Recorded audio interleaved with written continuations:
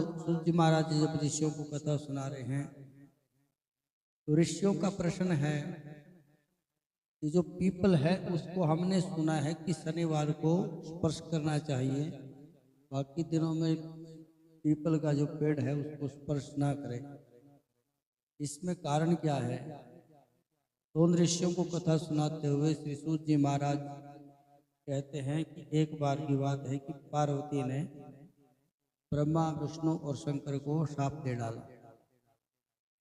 उनको शाप इसलिए दिया था कि भगवान महादेव और पार्वती बैठे हुए थे, जैसे गृहस्थाश्रम में पति पत्नी बैठ जाते हैं, गपशप करने लग जाते हैं, हंसी मजाक। तो ब्रह्मा विष्णु महेश और अन्य देवताओं ने आकर के उनको थोड़ा उसमें व्यवधान डाला, तो पार्वती को क्रोध आ गया। वैसे भगवान को और भगवती को क्रोध नहीं आता है, उनकी लीला होती है। तो उनको क्रोधवश होकर के उन्होंने शाप दे दिया। जो नारायण भगवान थे वो पीपल के रूप में परिवर्तित हो गए, तो नारायण भगवान के अंश से पीपल प्रकट हुआ और महादेव के अंश से बड़ प्रकट हुआ, और जो ढाक होता है, जिसको ढाक बोलते हैं पलाश, वो ब्रह्मा जी के अंश से प्रकट हुआ। तो कहते हैं कि पीपल के नीचे बैठ करके ब्राह्मण को भोजन करवाता है या किसी प्रकार का जप करता है, होम करता है, तो उसका अनंत गुना फल हो जाता है।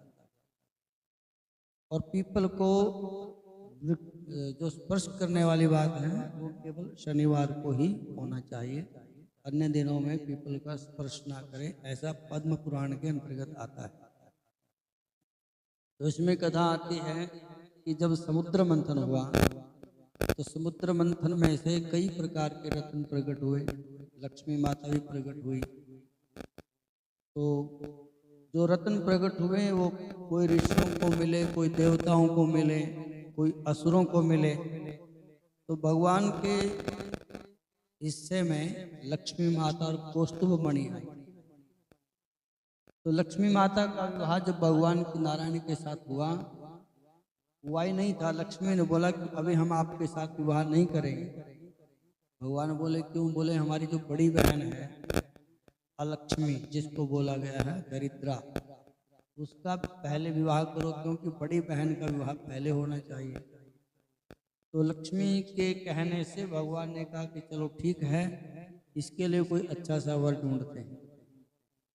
तो भगवान नारायण बहुत ऋषि महात्माओं के पास गए, लेकिन उसको किसी ने स्वीकार नहीं किया। अब दरिद्रा को कौन स्वीकार करे? नाम रखा था ज्येष्ठा। ज्येष्ठा का मतलब होता है बड़ी। तो भगवान जिसके पास भी जाए वो सब इनकार करते हैं कि हमें नहीं चाहिए, हमें नहीं चाहिए। जिसका मन भी होता विवाह करने का, तो वो भी उस दरिद्रा का नाम सुन करके दूर हट जाते हैं कि हम इनसे विवाह नहीं करेंगे। तो भगवान भ्रमण करते करते एक ऋषि के पास पहुंचे, जिनका नाम था उद्दालक। उद्दालक ऋषि के पास भगवान जब पहुंचे तो भगवान ने उद्दालक ऋषि से कहा कि ये लक्ष्मी की बड़ी बहन है और हम चाहते हैं कि तुम इनके साथ विवाह कर लो। तो उद्दालक ऋषि ने कहा कि प्रभु ठीक है, हम आपकी आज्ञा स्वीकार करते हैं और हम इसको स्वीकार कर लेते हैं पत्नी के रूप में। तो उद्दालक ऋषि ने उस ज्येष्ठा के साथ, दरिद्रा के साथ विवाह कर लिया। तो जब उनका विवाह हो गया तो वो उनको अपने आश्रम में लेकर के गए। अब जो महात्माओं का आश्रम होता है संतों का, तो वहाँ तो अनेक प्रकार के यज्ञ अनुष्ठान आदि चलते रहते हैं। तो वहाँ पर जब हवन हो गया था, हवन की सुगंध चारों तरफ फैल रही थी उसकी, और साथ में वेद मंत्रों का पाठ हो रहा था।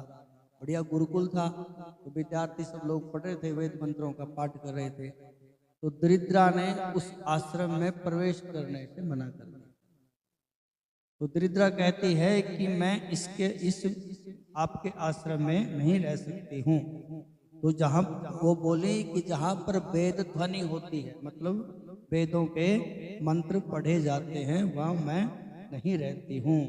महाराज ये मेरे लिए रहने योग्य मेरा स्थान नहीं है, मैं अन्यत्र कहीं चली जाती हूँ जहाँ पर अभ्यागतों का पूजन होता है, जहाँ पर वेदों की ध्वनि होती है, जहाँ पर यज्ञ होता है, जहाँ पर दान दिया जाता है, मैं वहाँ पर नहीं रहती हूँ।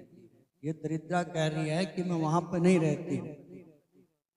मतलब जहाँ पर सत्कर्म होते हैं वहाँ पर कभी भी दरिद्रा का निवास नहीं हो सकता।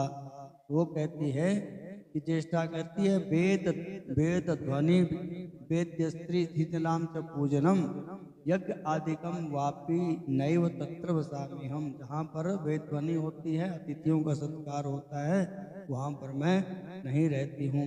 तो ऋषि कहने लगे कि तुम रहती कहाँ हो? उसने कहा पर जहाँ पर आपस में मनुष्य आपस में एक दूसरे का अपमान करते हैं, तो जहाँ पर कठोर भाषण करते हैं, दुराचरण होता है, दूसरे के द्रव्य को हरण कर लेते हैं, जहाँ पर गोवध होता है, गोवधो मद्यपानम च यत्र संजायते निशम ब्रह्मत्यादि पापानि तस्मिन् स्थाने रतिर्ममः। लक्ष्मी और अलक्ष्मी, एक बड़ी है एक छोटी है, इन दोनों के विपरीत स्थान है। जहाँ पर मद्यपान होता है, जहाँ पर जुआ खेला जाता है, जहाँ पर हिंसा होती है, कठोर भाषण होता है, वहाँ पर दरिद्रा रहती है और वहाँ से लक्ष्मी दूर चली जाती है। बोलो जय सिया राम। लक्ष्मी चली गई तो इतने में वो कहने लगी कि मैं यहाँ पर नहीं रह सकती। तो वो कहते हैं, महाराज उदालक ऋषि कहने लगे कि यहाँ पर तो हमेशा वेद ध्वनि होती है, वेदों का पाठ होता है, गीता पाठ होता है, हवन यज्ञ इत्यादि होते हैं, तो यहाँ पर तुम नहीं रह सकते, तो कहाँ रहोगे? तो फिर उसने उल्टे स्थान बता दिए कि जहाँ पर लड़ाई झगड़ा होता है, जहाँ पर कठोर भाषण होता है और जहाँ पर अनेक प्रकार के वध होते हैं, जहाँ पर ब्राह्मणों का अपमान होता है, जहाँ पर गौ हत्या होती है, जहाँ पर अतिथियों का भी अपमान होता है, ऐसे स्थान में मैं रहती हूँ। अब उद्दालक ऋषि ने विचार किया कि कहाँ जाऊं देखने के लिए। तो ऋषि कहते हैं कि अच्छा तुम अंदर मत जाओ, ये बाहर हमारे आश्रम के पीपल का पेड़ है, यहाँ पर बैठ जाओ थोड़ी देर के लिए, मैं कोई देखता हूँ अच्छा स्थान, वहां रहेंगे। तो दरिद्रा को वहां पर बैठा दिया पीपल के नीचे, और उद्दालक ऋषि एक अच्छे से स्थान को देखने के लिए, अच्छा मतलब इनके अनुरूप जो स्थान हो देखने के लिए वहां से चल पड़े। अब एक कहावत है कि हम जैसे होते हैं दूसरे को हम वैसा ही देखते हैं, यानी दूसरा वैसे ही दिखता है अपने को, हम जैसे होंगे दूसरा वैसे ही दिखेगा। तो उद्दालक ऋषि जहां भी जाते हैं उनको कोई ऐसा स्थान नहीं मिला कि जहां पर ये लक्ष्मी टिक सके। और जो अच्छे अच्छे स्थान उनको सब दिखाई देते हैं, जहां भी जिस आश्रम में जाते वहां पर उनको वही वेदों के मंत्र सुनाई पड़ते थे, हवन यज्ञ होते हुए दिखाई देते थे। तो भ्रमण करते करते करते करते बहुत सारे दिन बीत गए, उनको उस ज्येष्ठा के लिए, दरिद्रा के लिए कोई बढ़िया स्थान नहीं मिला। अब जब ऋषि नहीं आए तो फिर वो रोने लगी जोर जोर से कि हाय मेरा क्या होगा, मैं कहाँ जाऊं, मुझको तो छोड़ करके चले गए। इस प्रकार अनेक प्रकार के विलाप करने लगी, जोर जोर से रोने लगी। तो लक्ष्मी को फिर अपनी बहन की आवाज सुनाई दी, तो नारायण भगवान से फिर बोली कि वो तो बहुत दुखी है, आप तो उनके साथ विवाह कर दिया था उनका, आप जाओ पूछो उनसे क्या बात है। तो नारायण भगवान फिर दौड़े। नारायण भगवान ने कहा कि देवी क्या बात है? तो उसने पूरी कथा सुना दी अपनी कि वो तो छोड़ करके चले गए हैं। तो भगवान ने कहा कि चलो मुझ में और पीपल में कोई भेद नहीं है। जब हम पीपल की पूजा करते हैं तो उसमें मंत्र आता है, मूल तो ब्रह्म रूपाया, मध्य तो विष्णु रूपिणे, अग्रता शिव रूपाया, वृक्ष राजाय ते नमः। वृक्ष पीपल का जो वृक्ष है इसके मूल में, जब हम इसको तीन हिस्से में बांटते हैं, एक जड़ है, एक मध्य तना है और एक ऊपरी भाग है।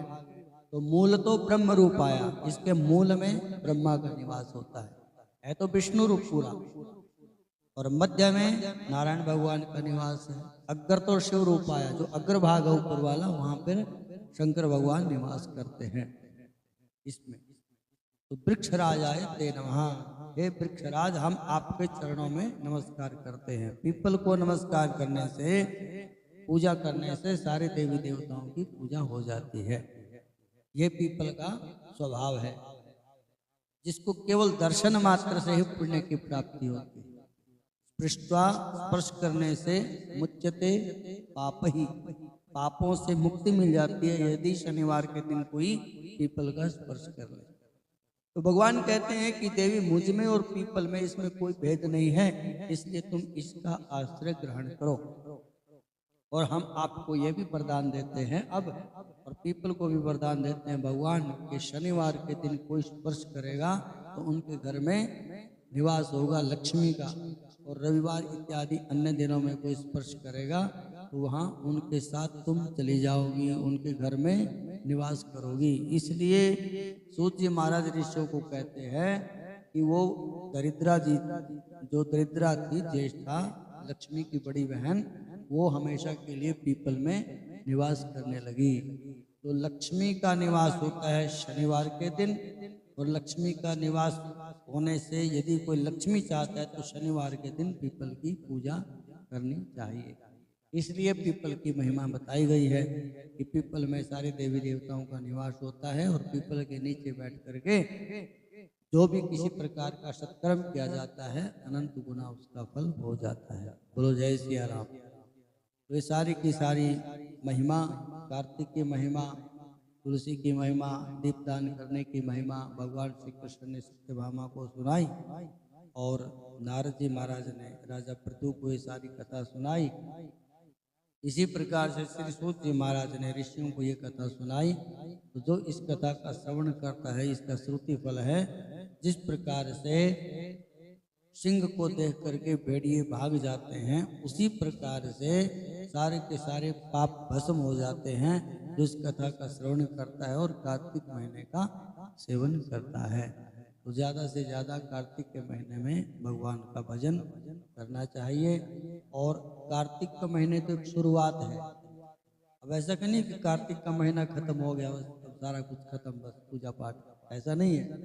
कार्तिक महीना एक महीना हो गया, तो यदि इसी प्रकार से ही हम चलते रहे तो हमारा कल्याण होने में कोई संभावना नहीं है, कोई संदेह नहीं है। बोलो जय सिया राम।